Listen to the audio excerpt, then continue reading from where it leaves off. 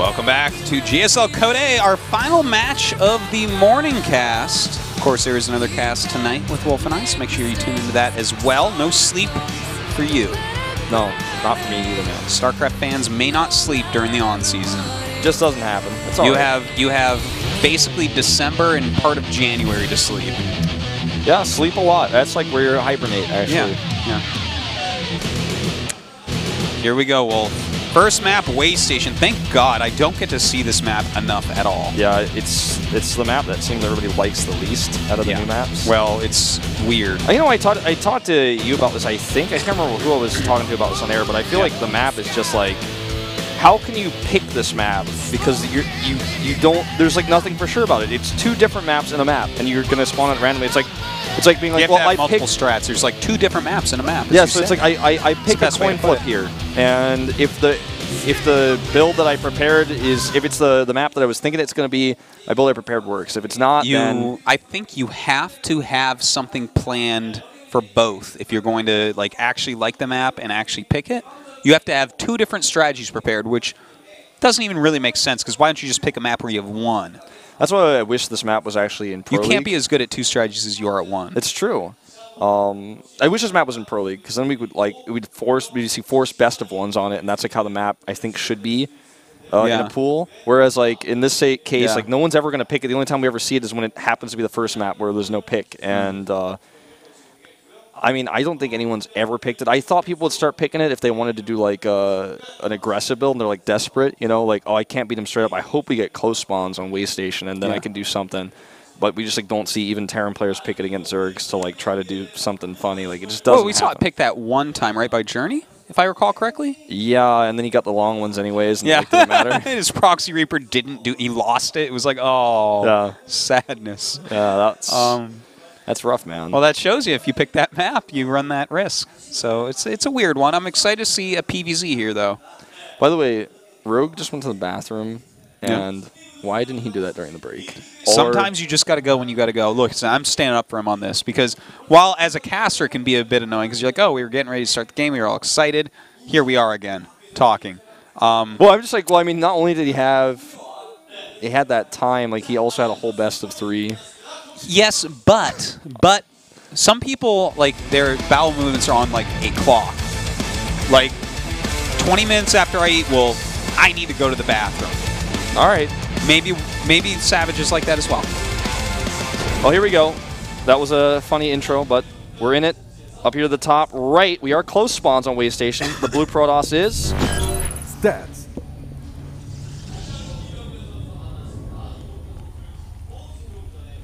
There he is. Found ya. The bottom left in purple. For Jin Air. Savage. I don't like the ID Savage that much, actually. I like Rogue better. What do you think?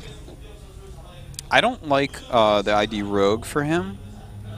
He's pretty manly, I think. And whenever I think of Rogue, I always think of a girl. That's because you just play because Hearthstone. that's like, yeah, well, that's the truth. Well, no, even before that, like, you know what comes to mind to me when I hear the word Rogue is Defias Ringleader. Like I imagine like in 5-10 years, like Savage with like a little bit of a mustache, and he's got like his hood up, and he's like, "This is Code S, scrub." Like, oh my.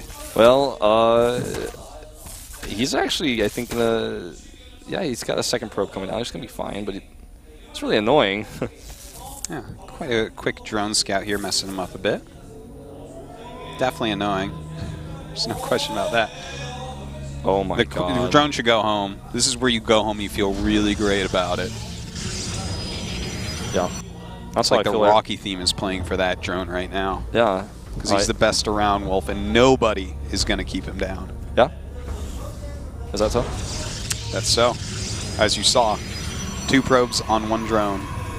2 probes, 1 drone. Drone goes home. 2 probes, 1 drone. That's going to go viral. Yep. All right, so, I mean, it's the same build from stats. I've never actually seen this map, like these spawns for this matchup before. Yeah, not yet. Brand new map. It's a lot of new cool stuff to see. Very greedy opening here from Savage. Of course, with that drone scout, he knows he can get away with it. So I guess it's not actually that greedy. Third base seems pretty hard to hold for stats. Yeah, like, I mean... Maybe he takes the island base? I was going to say that I'm trying to set up a scenario for you and see how you like it, right? Because I'm just brainstorming this right this second. I did not think of this before, but do you remember... Hold on, let me see how the ramp looks. Do you remember the old builds with where you go Phoenixes, clear out the Overlords, and then bring a Warp Prism with Sentries? Oh, yeah. What if you went for a build like that? Because then you'd have the Sky Toss to defend the island, you'd have the Warp Prism to take the island, and you'd still have a build that's somewhat aggressive that you can put on some pressure with and maybe get a bit of damage done, but doesn't have to kill your opponent because you have Sentries in the Warp Prism, which are long-term units. You have the Warp Prism, which is long-term harass unit. The island. You have the island, which is a third base, and you have Phoenixes, which are a long-term unit. So, I mean, it's not like a throwaway build, you know? I like it. I don't think he's going to do it, but I would love it. You have to take the island first. That slows down the sentry drop. Well, no, I think you could just drop a probe there for later. Yeah.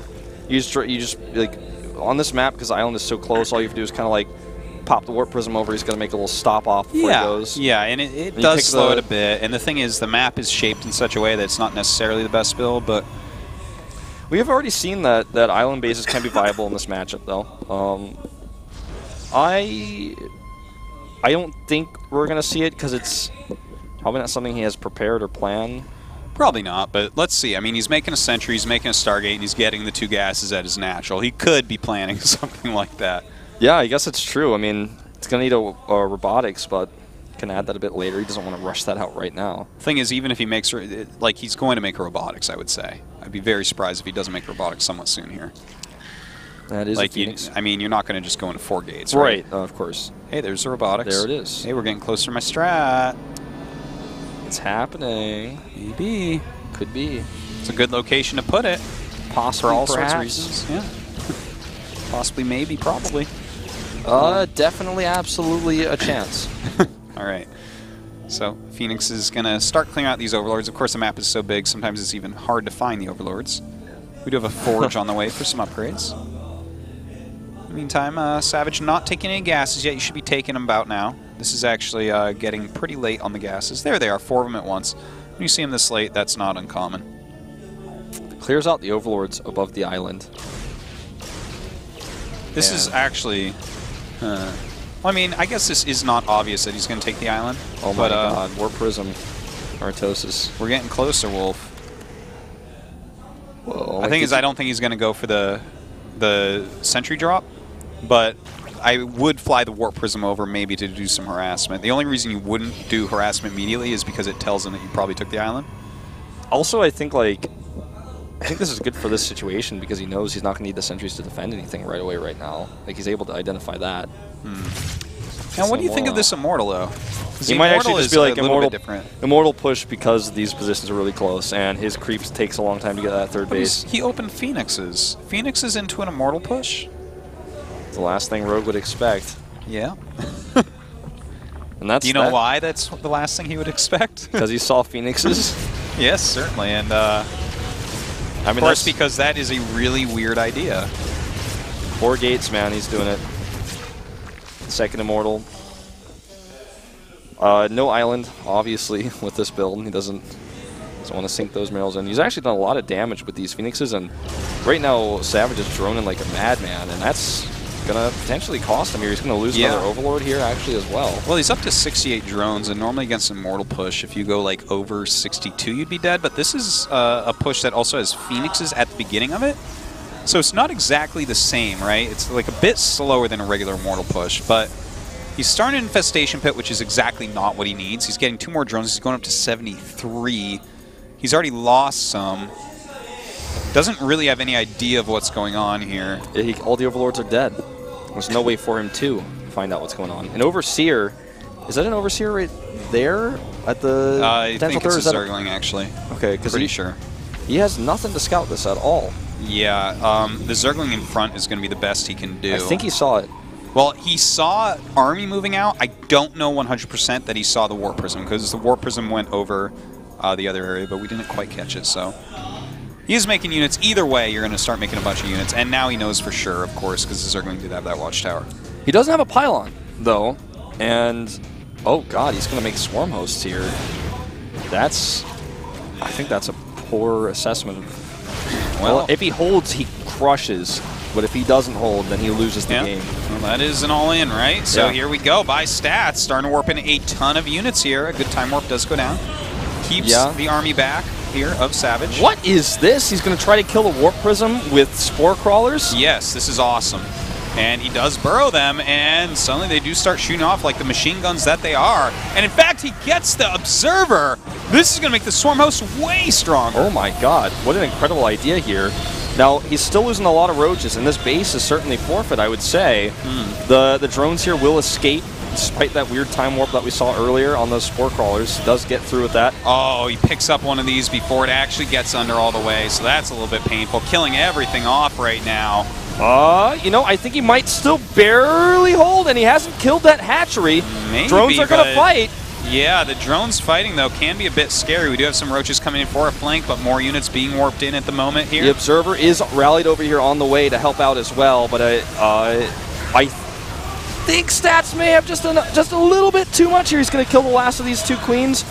Well, maybe he's out of energy. It looks like it. I mean, even if he doesn't kill those queens, right, he's got a lot of Stalkers left. This is not enough Swarm Hosts, and the Observer is here. So now he can start picking that off as well, and these Stalkers are very microable, and not enough units left. It looks like Stats going to take the first game. GG. Really cool with the Spore Crawler flank. I like that. You know, they do burrow so much quicker. You know what's so funny to me about this game? You and I just looked at it, theory crafted so many different ideas of what a Protoss could do, because it's tough to take that third base, and Stat just took like the most obvious answer and executed it. Like, he was like, no, just kill him, why not? At least it did have some flair in it, right? Like, he opened with the Phoenixes, made him wonder a little bit what was going on. Obviously, we had some over-droning because of that. If he hadn't opened with Phoenixes, it would have been scouted a lot earlier.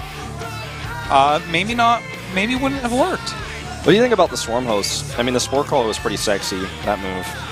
I think that those two are, like, somewhat unlinked. Like, he was going to do both basically no matter what, but the Swarm Hosts, you know, against that push, I don't like them all that much.